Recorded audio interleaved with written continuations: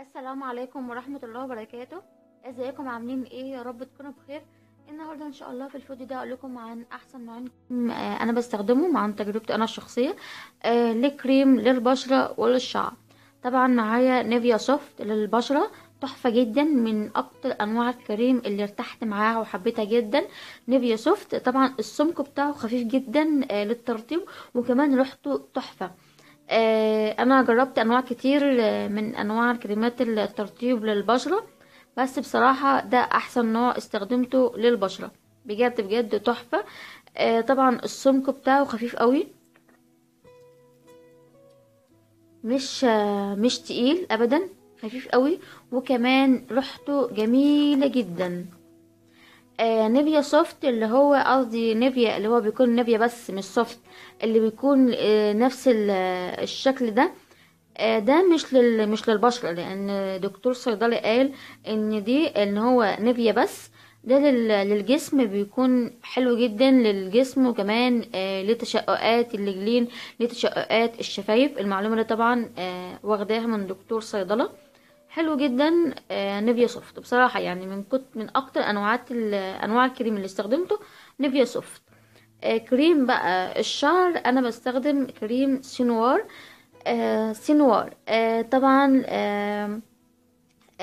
انا شعري لما عملت له صبغه يوم فرحي، هو بقى ناشف قوي، مش اللي هو كان طري زي الاول كده، لا، يعني لما عملته صبغه اتقصف، وكمان بقى هايش وناشف كده، يعني البصيله بتاعت شعري ناشفه. فجربت كريمات كتير زي كريم الحبشي، طبعا عملته معاكم في اول القناه خالص، وكنت كمان عاملاه بزبدة الشيا. وجربت معاكم لا، ما جربتش معاكم، يعني انا جربت دابر املة، وجربت كريم بالصبار، وجربت كريم جربت سيرم مش فاكرة اسمه ايه. جربت انواع كتير جدا جدا جدا، وكلها انواع كريمات مشهورة جدا، بس اللي ارتحت عليه كريم سنوار ده، طبعا لتصفيف الشعر.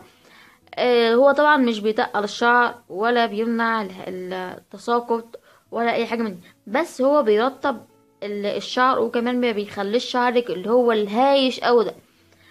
فده حلو جدا لترطيب الشعر، وكمان يخليه طبعا متسرح طول اليوم، مش هايش وتبقى نكش بقى في البيت وكده، لا اطلاقا. الكريم ده حلو جدا جدا.